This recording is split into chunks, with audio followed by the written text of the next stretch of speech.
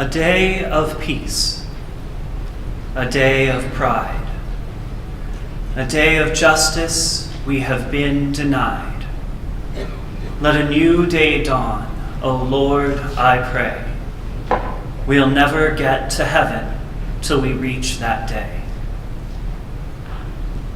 In 1998, the musical Ragtime opened on Broadway. 17-year-old Jim was immediately transfixed by the soundtrack. In the briefest summary, it is a story of three groups of people in early 1900s United States. One group of which is made up of Coalhouse Walker, a ragtime musician, his girlfriend Sarah, both black, and their community. Coalhouse and Sarah's story shows us what happens when, to borrow an idea from Langston Hughes, a dream is deferred. After a complicated but loving courtship of Sarah, Coalhouse buys a Model T, a symbol of hope and possibility for their future. But it is soon destroyed in a racial hate crime. He attempts time and time again to pursue justice, but to no effect. He is turned away at every office and courtroom. Sarah, in desperation, attends a town hall meeting with the vice president. She rushes towards the stage to tell him of Coalhouse's struggles in hopes that he could help. Someone says she has a gun. She is shot and killed. Coalhouse wails.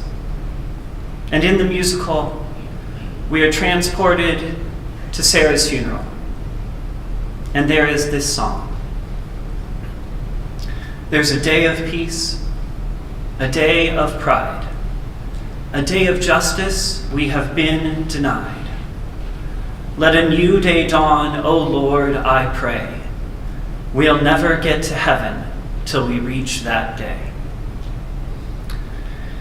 This song has returned to me time and time again during my life. The sorrow, the tragedy, the systemic injustice, it has haunted me for years. Even more so recently, as the media has given better coverage to black people killed on the assumption that they are armed and dangerous. It haunted me this past summer as I finally saw the musical for the first time. The same week, Philandro Castile was shot and killed in his car. He was assumed to be a threat while reaching for his identification. There's a day of peace, a day of pride, a day of justice we have been denied. I have to admit, my heart has been heavy many times in the recent past. News stories on rights for people have brought us such a mixed bag. There have been joys, for sure. Marriage equality, for one. And 8 years ago, a president elected who showed that at least in some ways, we were expanding possibilities on who we could elect to run this country. I will tell you, on that day, my elementary school students, mostly black and brown when I was teaching in Kansas City, were astonished and elated. I still remember one fifth grader reimagining what his goals for the future would be, dreaming bigger than he had ever dreamed before. But there have also been tragedies. Among many of these tragedies are countless deportations, changing families forever, and many deaths. So far, in 2017, 2 trans women of color, Misha Caldwell and Jamie Lee Wounded Arrow, have already been murdered, ending their possibilities in this world. There are many people in many communities who have consistently lived in fears for their lives. I would be remiss not to mention that. Systemic inequality still exists. A word comes to mind for this, a word that may alarm you when I say it, but stay with me for a moment. The word is sin. Now, when I say sin, I don't mean anything dealing with purity.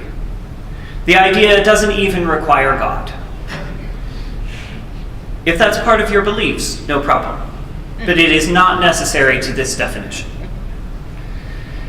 Instead, Think of sin as a breach in relationship, a hurt that is caused, hatefulness that is perpetrated against one another, the ways in which humans cause damage to one another. We could even say the ways damage is caused to the land could be seen as sinful. Martin Luther King Jr., in his letter from Birmingham City Jail, points to segregation as one form of sin, as one way of separating people from one another. We can see actions that have kept human beings from fully experiencing their humanity as sinful.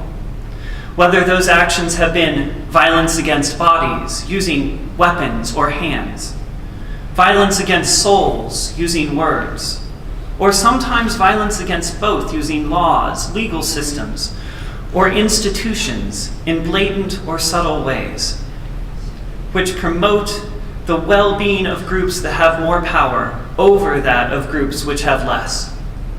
Sin as separation, as breach in relationship. But there's an aspect to sin that many people, even those who commonly use the word sin, do not think of. What do we make of the consequences of these actions? What happens after that hurt is created? What happens after that relationship is breached or because of that separation? Author Andrew Sung Park points to the Korean concept of han. Han is the negative feelings and effects which are felt by someone who is the victim of sin. Han can take a wide variety of forms. It could be lack of self-confidence from consistently being told that you are less than. It may be the sadness felt by the family of a victim of a violent crime, or the pain and anguish felt by that victim themselves. It could even be a retaliation for a sinful action. But this being the weekend we celebrate Martin Luther King Jr.'s birthday, I want to focus on a more specific set of sin and han. The sin treating people as other. Treating people as other has connected to race, ethnicity, class, country of origin, gender, sexual orientation, religious belief, lack of the right education, abilities, age, numerous other ways. The story often is that people who are other are to be feared or looked down upon.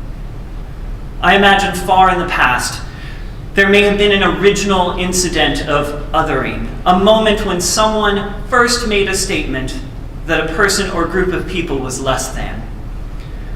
I wonder if this became culturally normal. I wonder if this has become so normative, many people never stop to question why someone must be othered at all.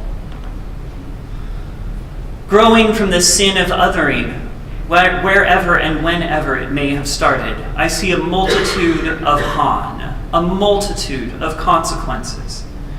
It can be experienced individually. For instance, the fear of losing health care when you can't afford to pay. The fear that is experienced by a person because of hate crimes targeted at them, or worse, being a victim of a hate crime. And there is also a broader systemic han.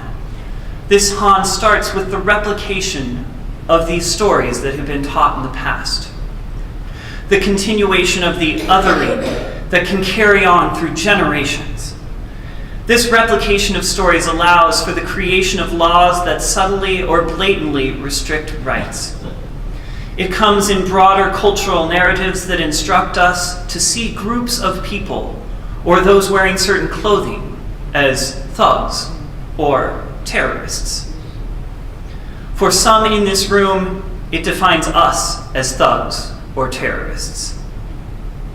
It occurs when manufacturing jobs disappear and there is no structured attempt to find employment or a successful way forward for those whose only experience has been in a vanishing career field. I could go on and on.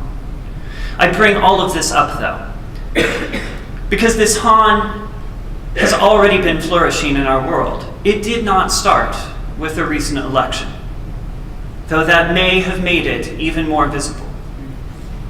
It may indeed get worse. I believe this is possible. We are already people who live and exist and sometimes continue this Han in our world. All of that is real. But you know what else? You know what you are? You are hope. You are hope. This church gives me hope. Unitarian Universalism gives me hope. That hope is not in perfection. Bless us, we will never be there. My hope is in you, in us. We can show up, and we can care about making a change. Again, to quote MLK, no great victories are won in a war for the transformation of a whole people without total participation. He's saying it will take investment from everyone, involvement and passion in a multitude of ways. And I believe you and so many of us in UU churches are here for that change, to be hope in human form. See, this is why those words from that song in Ragtime stuck with me for so long. It starts with a day of peace, a day of pride, a day of justice we have been denied. But the second part, let a new day dawn, O Lord, I pray. We'll never get to heaven till we reach that day. This is ours to do. This is ours, along with everyone else, to create a world that can be heaven here for all. So what is the work? That depends on who you are. We all bring different skills and different strengths. Perhaps you are a person who can be on the streets and protest. Maybe you have money to contribute to causes that are working to make a difference. There are many opportunities at this church. You could sign up for Beloved Conversations, as Linda mentioned. Make food for winter nights. Renoir last week made a call for everyone to get involved. So you can stop by the MDUUC, we are MDUUC table in Borton after worship and let us know how you can get involved, as I saw many do last week. Leslie mentioned earlier, we want to make a statement of support of Sanctuary. Sign up. If you are a member, sign that petition. Join your voices. But know this, all of this work includes non-violent tension. I would even say a holy tension. MLK said, this tension isn't created by making a statement of inclusion or being in solidarity with the oppressed. It isn't created that way. That merely shines a light on the tension that is already present. It shows those we are in solidarity with that we are ready to give support. When people resist the old ways of living and make space for the new, be ready for that tension and be ready to love people through it, even those we disagree with. Perhaps we can build bridges, but the work may not always be easy or comfortable. And for all of us, but also especially those of us who are in one way or another othered, make sure you survive and thrive. Be with people who will give you love and respect. Nourish yourself. Take care of yourself. Live your life. Practice joy. Because you are a full and brilliant person and you deserve joy, no matter what you've been taught.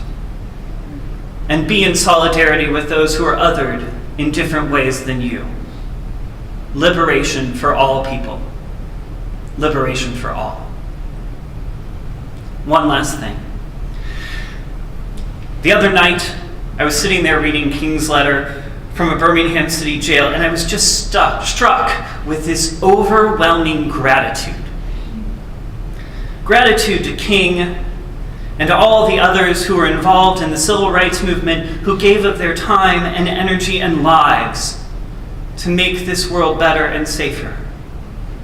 To those involved in other movements too, like Dorothy Day, Cesar Chavez, Sylvia Rivera, Nina Simone, John Lewis, I could go on and on.